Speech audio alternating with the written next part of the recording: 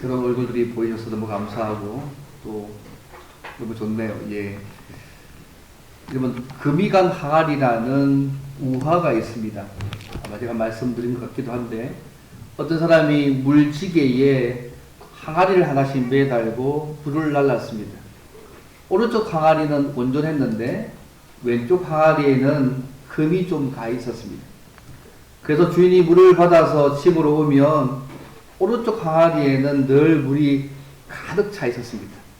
그런데 왼쪽 항아리에는 금이 가 있었기 때문에 물이 반 정도밖에 없었습니다. 그러니까 금이 간 항아리가요, 왼쪽 항아리가 주인께 너무너무 미안했습니다.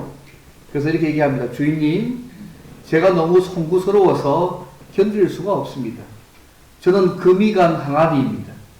저를 버리시고 좋은 항아리, 금이 없는 깨끗한 항아리를 사용해 달라고 요청합니다. 그래서 주인이요, 금이 간 항아리에게 말합니다. 나도 네가 금이 간 것을 알고 있다. 그러나 나는 항아리를 바꿀 마음이 전혀 없어. 물을 나르기 위해서 지나온 길을 한번 봐라. 금이 가지 않는 항아리가 있는 오른쪽은 아무런 생물도 자라지 않고 황무지가 되어 있는데, 하지만 네가 지나왔던 그 왼쪽을 한번 보면 내가 금이 나 있었기 때문에 물이 흘린 그 자리 위에 아름다운 꽃이 피었고 풀이 자라고 있지 않느냐. 금이 간 내 모습 때문에 많은 생명이 풍성한 열매를 맺으며 자라고 있지 않느냐. 그래서 내가 어떻게 너를 버릴 수가 있겠느냐. 우화에 나온 이야기입니다. 오늘 심리학자의 조사에 의하면 사람들 중에 95% 정도는 열등감을 가지고 있다고 합니다. 근데 하나님은요, 오늘 이야기처럼 사람이 좀 부족해도, 그죠? 좀 연약해도 하나님은 연약한 자를 위해서 일하시기를 더 기뻐하시는 분이십니다. 하나님이 우리를 사용하실 때 때론 부족하고 연약한 자를 통해서 일을 하기를 기뻐하십니다. 왜요? 하나님과 그분의 은혜가 온전히 드러나기 때문입니다. 오늘 본문에서 보시면 연약하고 소심한 자를 큰 용사로 부르시고 세우시는 하나님에 대한 이야기가 나옵니다. 특별히 오늘 말씀도요, 사사기의 전형적인 구조인 범죄하고 징계하시고 부짓고 구원의 단계를 쭉 가지고 있는데 조금 다른 점이 있습니다. 그것은 이스라엘 백성이 하나님께 부르짖을 때에 하나님이 바로 이스라엘을 구원하시지 않고 하나님의 선지자가 나타나서 고통받는 이유를 먼저 설명하고 책망하는 부분이 다릅니다. 그리고 난 이후에 여호와의 사자가 나타나서 미디안의 손에서 구원할 그 사람을 부르시고 세워나가는 과정 또한도 기록하고 있습니다. 앞에서는 당장 부르시면 세워서 구원하시고 끝이 났는데 이 오늘 본문에서는 그 과정들을 다루고 있다는 것입니다. 그래서 오늘 본문에 나타난 그 차이점을 통해서 우리가 신자로서 하나님께 쓰임받을 때 우리가 하나님께 가져야 될 믿음과 모습이 어떠해야 될지를 좀 크게 한 두 가지 정도로 생각해 보기를 원합니다. 우리가 하나님께 쓰임받을 때 하나님에 대한 어떤 믿음과 어떤 모습을 가져야 할까요? 첫째입니다. 모든 일을 하나님과의 관계에서 보고 바르게 서 있어야 합니다.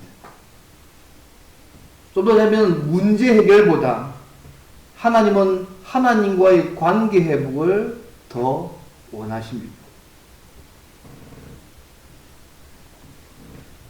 하나님은 우리에게 문제 해결보다 우리가 하나님과의 관계 회복을 더 원하신다는 얘기죠. 그래서 모든 일을 하나님과의 관계에서 보고 바르게 서 있어야 한다는 것입니다. 하나님께서 여호사사 드보라를 통하여서 40년 동안은 이스라엘을 태평하게 하셨습니다. 그런데 40년이 채 끝나기 전에 다시 이스라엘 백성들이 하나님의 은혜를 망각하고 악을 행했습니다. 이 역사를 보면 참 인간이 얼마나 연약한 존재인지를 다시 알 수 있습니다. 과거에 주셨던 하나님의 은혜와 구원을 쉽게 잊어버리고 다시 악을 행하고 있기 때문입니다. 우리가 위기 때가 되면 하나님 불러서 막 찾고 평안해지면 다시 악을 행하는 고질병의 정세가 다시 그들도 하고 있습니다. 그래서 우리가 항상 깨어서 이런 시험에 들지 않도록 늘 기도할 필요가 있는데요. 어쨌든 이스라엘 백성들이 범죄할 때에 이번에는 하나님께서 미디안이라는 나라를 들어서 이스라엘의 범죄에 대해서 7년 동안 징계하셨습니다. 여러분, 이 미디안의 나라는요, 여기 1절 보시면 알겠지만 아브라함의 후처 그두라에서 난 아들이 그 조상입니다. 주변의 약속 국가 가운데 하나입니다. 작은 나라입니다. 또 대상 무역으로 겨우 명맥을 유지하는 작은 나라입니다. 싸움을 해도 혼자 못 싸웁니다. 뭉쳐서 싸워야 이제 그만 힘을 내는 나라입니다. 그래서 작은 나라였던 이 미디안이요, 아말렉과 에서의 손자죠. 아말렉과 동방의 나라들과 연합해서 이스라엘을 공격합니다. 3절 말씀입니다.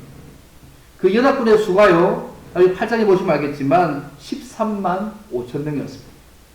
13만 5천 명이 쳐들어온 것입니다. 그런데 이 사람들이 쳐들어와서 핵심적으로 공격한 내용이 뭐냐면 경제적인 착취입니다. 미디안과 그 동맹국들이요, 이스라엘 백성들이 파종할 때가 되면 그 땅에 진을 치고 이스라엘 가운데 곡식들과 토지 소산과 가축들을 완전히 약탈해서 이스라엘 백성에게 먹을 것을 남겨두지 않았습니다. 예, 그게 3절부터 5절에 나온 내용의 부분입니다. 심지어 5절 말씀 보시면 그 사람과 낙타가 무수함이라고 말씀합니다. 낙타를 타고 와서 곡물들을 수탈해 갔다는 얘기입니다. 이스라엘의 진을 치고 이스라엘 백성의 재산들을 당시의 운송수단인 낙타를 사용해서 조직적으로 수탈해서 자기 나라로 가져갔습니다. 이스라엘 백성들은요, 먹을 것이 하나도 없을 정도였습니다.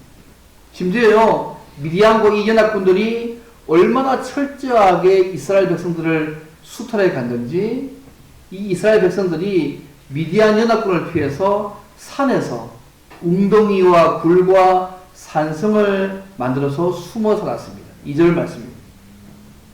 예, 산에 이스라엘 백성들이 약속의 땅에 살지 못하고 산에 가서 웅덩이 만듭니다. 바위 밑에 한 웅덩이 만들고요, 굴은 산지에 있는 동굴입니다. 이렇게 도망쳐도 쫓아오니까 대비해서 산성 만들어서 소위 두더지 같은 사람들을 살고 있는 것입니다. 7년 동안 이렇게 수탈을 하니까요, 이스라엘 백성의 궁핍함이 심하게 되었다고 6절에서 말씀합니다. 이제 급한 일이 생겼잖아요. 위기가 닥쳤으니까 그들이 하는 것처럼 여호와를 찾으며 부르짖었습니다. 6절 말씀이잖아요. 그런데요, 이스라엘 백성이 부르짖을 때에 앞의 시대와 조금 다른 점이 있습니다. 온니의 시대나 소위 에후 시대나 여사자 드보라의 시대와 좀 다르게 하나님께서 역사해 가십니다. 앞에서는요, 그냥 그들이 부르짖으면 바로 하나님께서 누구 세워서 금방 구원하셨습니다.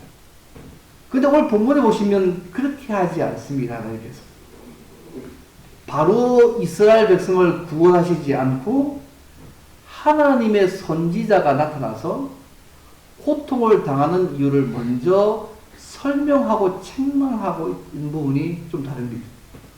그리고 난 이후에 여호와의 사자가 나타나서 미디안의 손에서 구원도 사람을 불러서 금방 쓰는 것이 아니라 그를 부르고 세우시는 과정들을 함께 기록하고 있습니다. 그래서 이 두 포인트 때문에 본문의 말씀들을 이 두 가지 관점에서 말씀을 좀 나누고 싶은 것입니다. 하나님은 우리의 문제 해결보다 하나님과의 관계 회복을 더 원하신다. 그래서 우리의 모든 일을 하나님과의 관계에서 보고 바르게 서 있을 필요가 있다는 부분들이 이 맥락에서 나오는 것입니다. 여러분, 이스라엘 백성들이 고통당한 직접적인 원인이 뭘까요? 1절 말씀에 하면 여호와 앞에서 악을 행했다고 말씀하고 있지만 선지자를 통해 주셨던 메시지는 조금 다릅니다. 좀 더 구체적으로 얘기합니다. 여러분, 왜요? 그들을 구원하기 전에 그들이 고통받는 원인을 말하는 이유가 뭘까요? 그것도 선지자를 보내서 앞에 이렇게 하지 않으셨는데 굳이 이 기도원 이 사건에서는 왜 선지자를 먼저 불러서 구원하기 전에 고통의 원인을 말씀하고 있을까요? 여러분, 이 포인트가 중요한 부분입니다. 그렇습니다. 그들이 고통당하는 진짜 이유를 모르고 있었기 때문입니다. 하나님께 부르셨습니다. 왜냐하면 내가 당장 추sul 처리해야 되니까 나 도와주세요. 그렇게 구원해 가셨지만 앞에 사자들은 그 믿음을 가지고 있었겠죠. 그런데 하나님께서 이 기도를 구한 이때는요, 그들이 왜 이런 고통을 당하는 진짜 원인을 모르고 있었습니다. 부르시기만 했지 하나님과의 관계 속에서 무엇이 진짜 중요한지를 모르고 있는 것입니다. 문제 해결이 진짜 문제가 아니라 하나님과의 관계 회복이 더 중요함을 깨닫게 하기 위해서 그들로 하여금 이 고통의 진짜 원인을 말씀하고 있다는 것입니다. 여러분, 이 고통의 진짜 원인이 뭔가요? 오늘 부분을 말씀 보셔야겠지만 하나님께서 그들을 애굽에서 구원해서 가나안 땅을 선물 주신 이유가 뭐냐면 하나님만 섬기고 제사장 나라로서 하나님의 이름을 만방에 드러내며 살라고 하셨는데, 그리고 그들을 이 땅에 살게 하면서 이 아모리 사람들의 신들을 두려워하지 말라. 두려워하지 말라는 말은 뭐냐면 그들을 경외하고 예배하지 말라고 했는데 이 하나님의 말씀을 온전히 순종하지 못했다고 그 원인을 말씀하고 있습니다. 하나님 버리고 우상을 숭배했기 때문에, 당장 현실에 도움이 되는 그 우상을 숭배했기 때문이라고 했기 때문에 너희 이런 고통을 당하고 있다. 그렇게 말씀하고 있는 것입니다. 여러분, 하나님께서 이렇게 말씀하실 때 진짜 이유가 뭐겠습니까? 회개하고 하나님께로 돌아와서 하나님과의 관계를 회복하라는 말씀 아니겠습니까? 근데 아이러니하게도요, 그들이 회개했다는 말은 나오지 않습니다. 회개하지 않지만 여전히 하나님께서 그 다음 보시면 또 기도원을 부르셔서 그들을 구원해 가시는 과정을 다시 보여주고 있습니다. 사실 그들이 이 말씀을 불순종하면서요, 여호수아와 맺은 세겜 언약을 어긴 것이기도 합니다. 여호수아 24장에 이런 말씀이 있습니다. 이제는 그 땅 가면 여호와를 경외하며 온전함과 진실함으로 그를 섬기라. 너희 조상들이 강 저쪽과 애굽에서 섬기는 신들을 치워버리고 여호와만 섬기라. 그렇게 말했습니다. 그리고 그 후반부에는 이렇게 얘기합니다.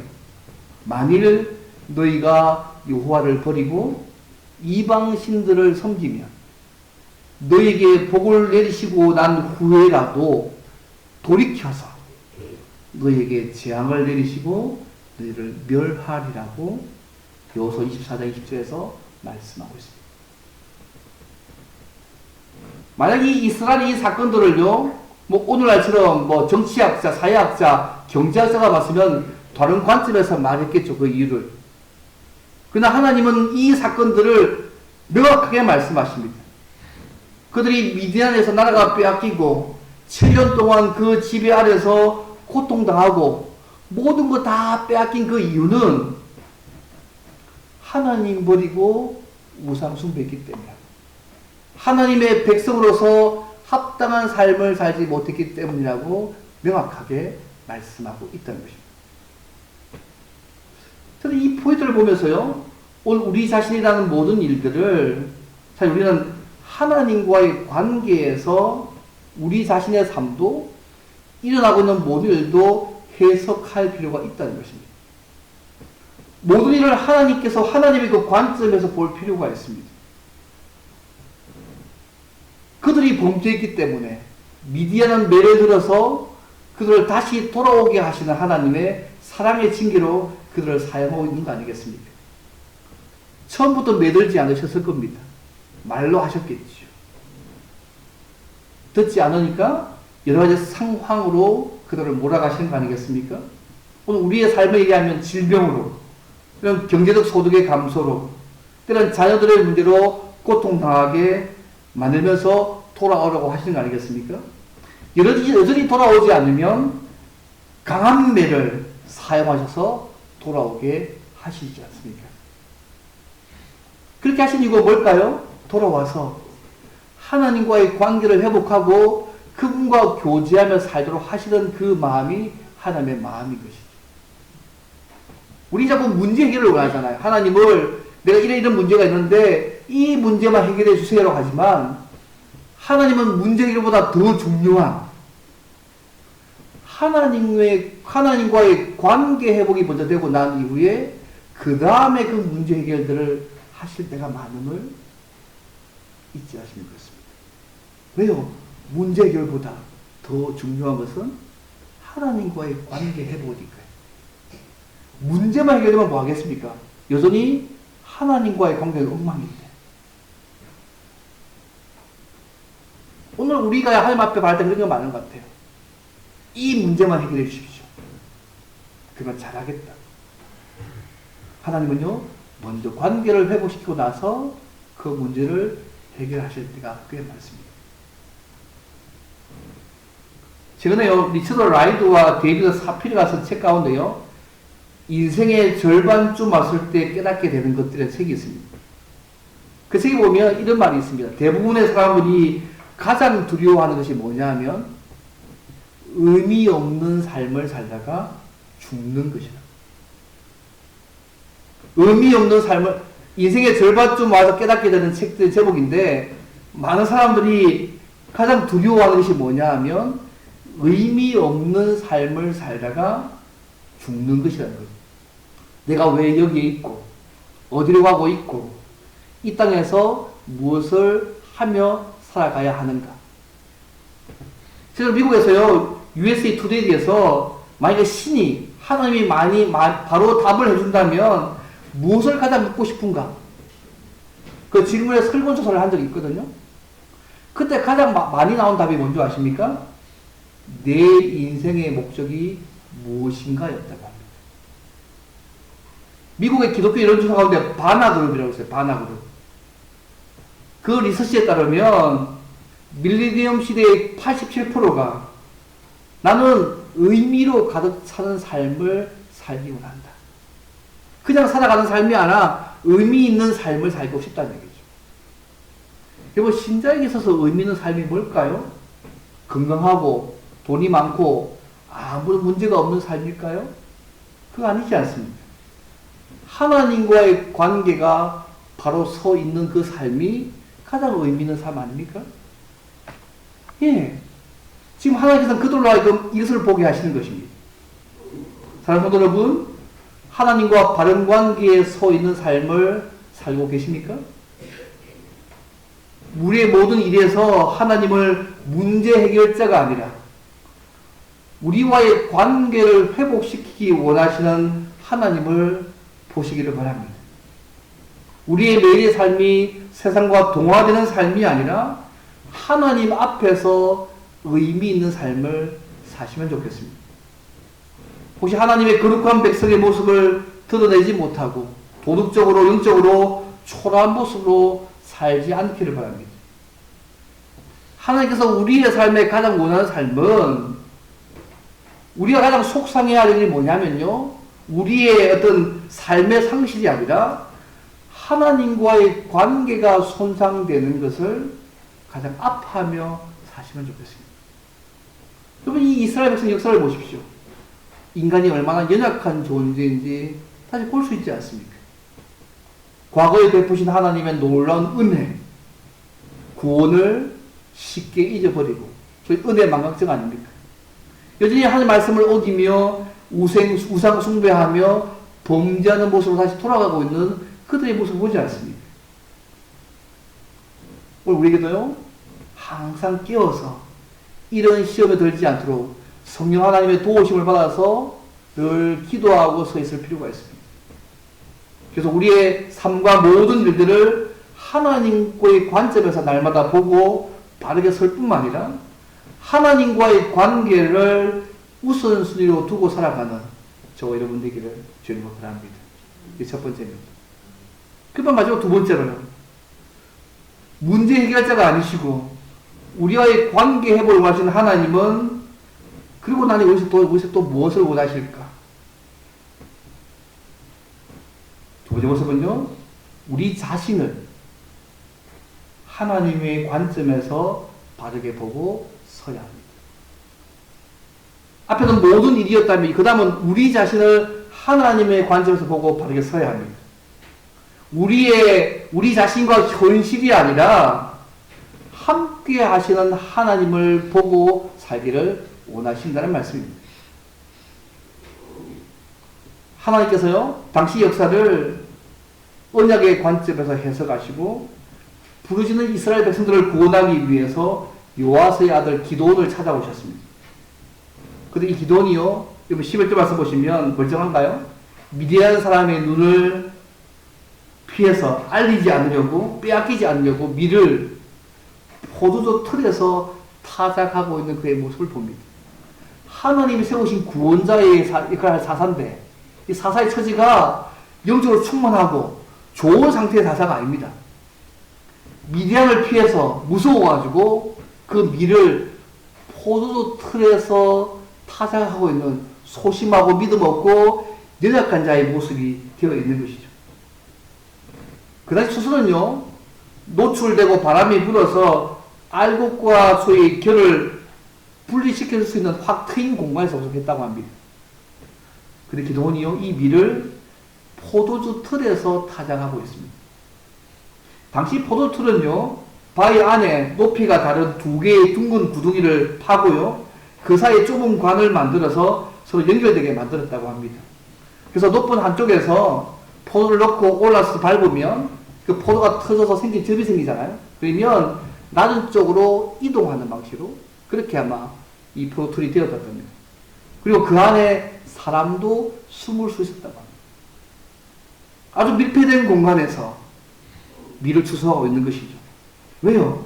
두려워서. 미디안 사람이 두렵고 빼앗기 싶어서 추수할 수 없고 타작할 수 없는 그 상황입니다. 기도도 똑같습니다. 아주 소심하고 이렇게 두려워서 이렇게 하고 있는 모습입니다. 근데 하나님이 세우신 구원자의 첫 모습이 이 모습입니다. 미디안이 두려워가지고 떨면서 무서워서 그 밀을 포도주 틀에서 타작하고 있는 아주 연약하고 소심한 자를 하나님께서 부르고 있습니다.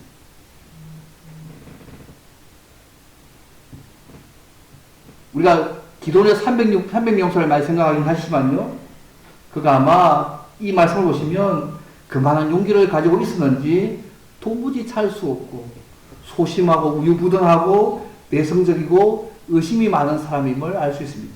심지어 16절 말씀 보시면 그죠?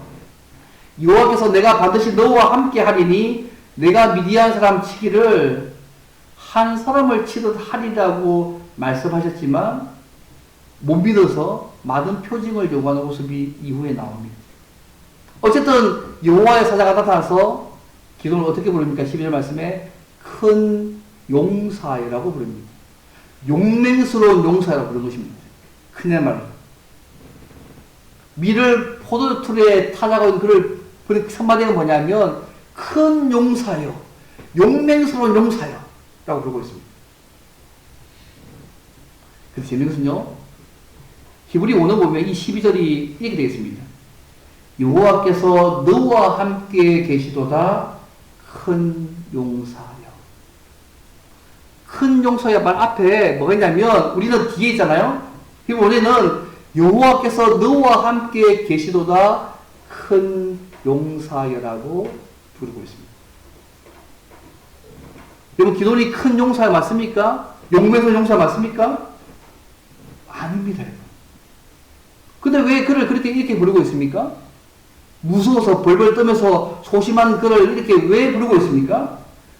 하나님께서 그와 함께 하셔서 큰 용사로 세워서 용맹스러운 용사를 세워서 이스라엘을 미디안의 손에서 구원하시겠다는 하나님의 뜻을 보여주는 거 아니겠습니까? 이 일을 통해서 미디안으로부터 구원이 전적으로 인간의 지혜와 능력에 달린 것이 아니라 하나님의 능력과 은혜에 달려있다는 것들을 깨닫게 하기 위해서 하나님께서 이런 자를 부리고 있는 것입니다.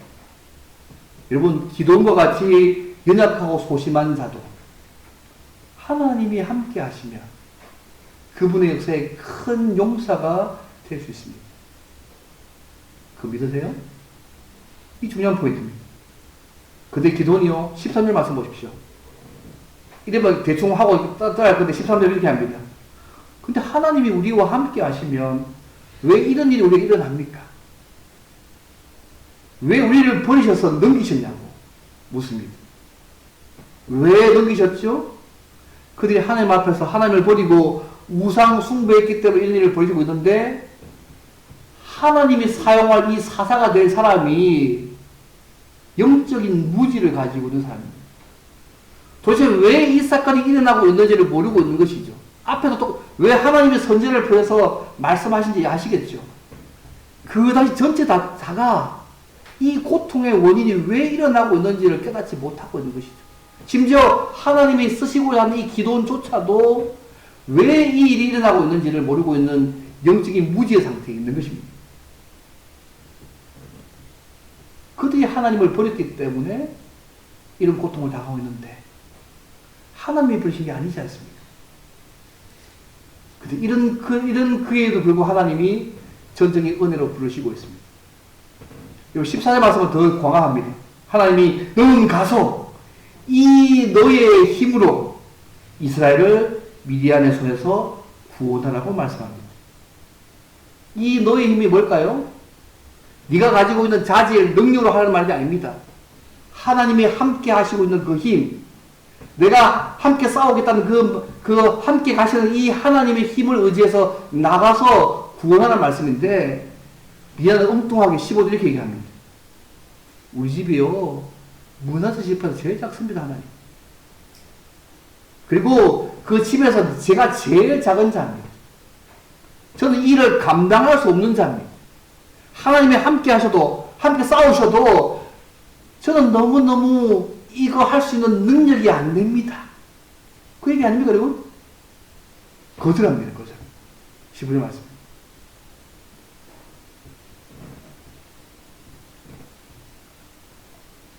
이번 사사기 7장 2절을 보면요, 왜 하나님께서 이렇게 하시니를 나옵니다.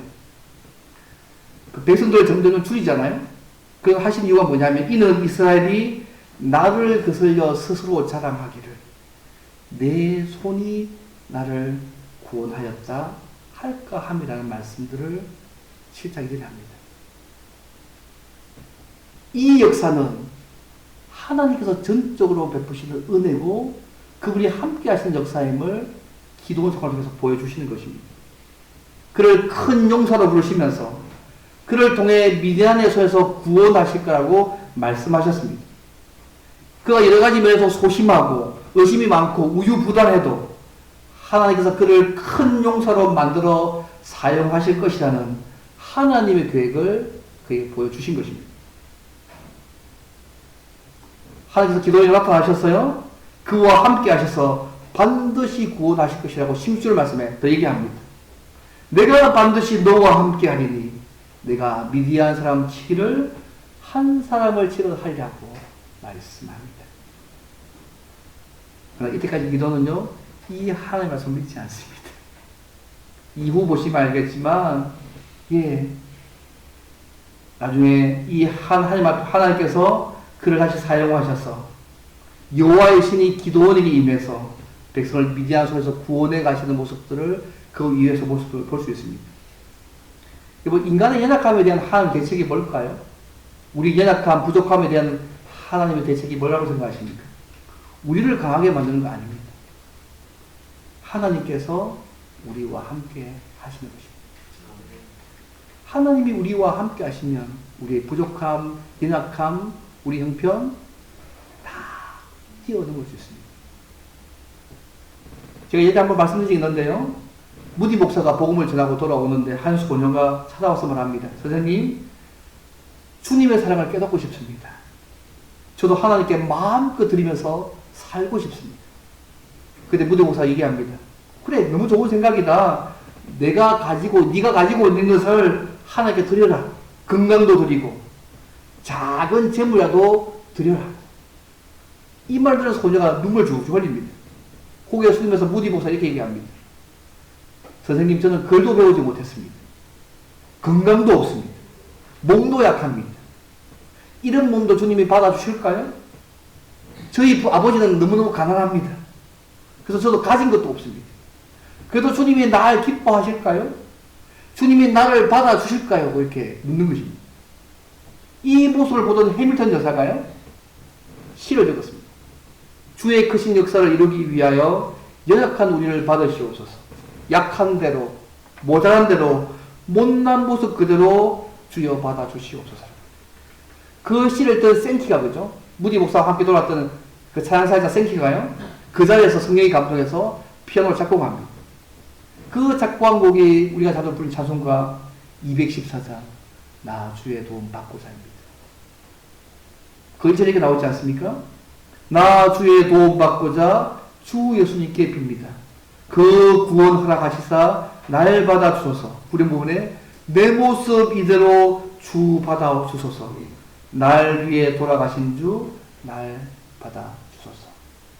연약해도 이런 우리 모습 받으셔서 크신 역사 이루시는 분이 우리 하나님이십니다.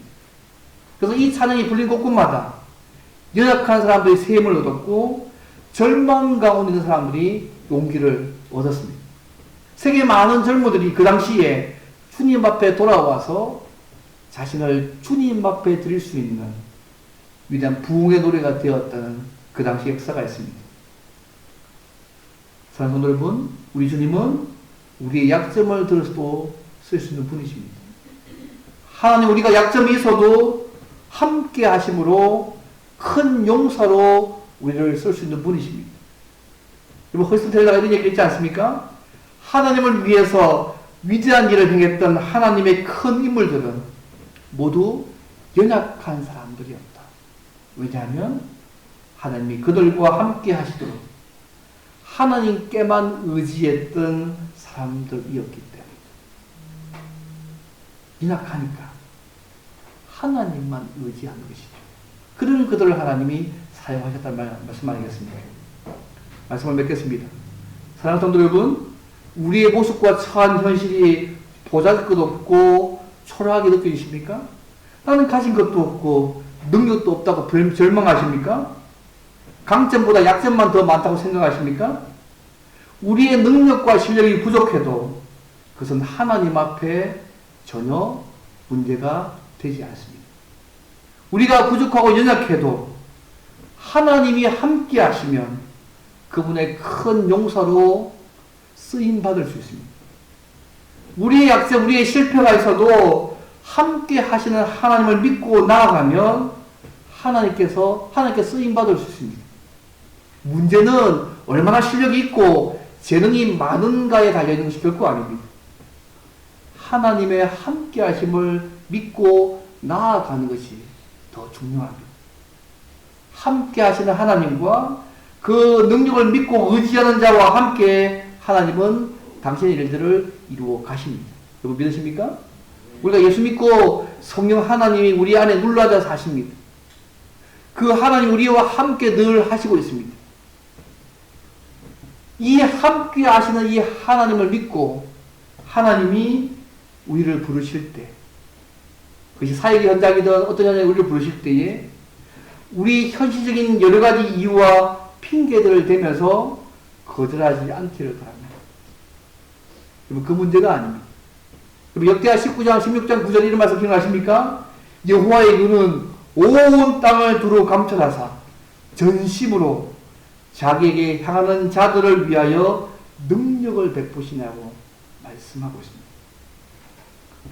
하나님은 오늘도 이 땅을 감찰하고 계십니다.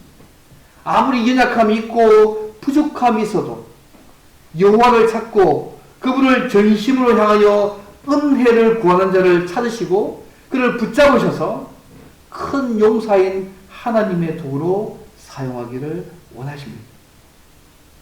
여러분, 하나님이 우리를 정말 부르시고 사용하기 원하신다면 노가 아니라 아멘 하고 믿음으로 순종하셔서 날마다 하나님의 거룩한 도구로 쓰임받는 저와 여러분 되시기를 주님을 바랍니다. 예.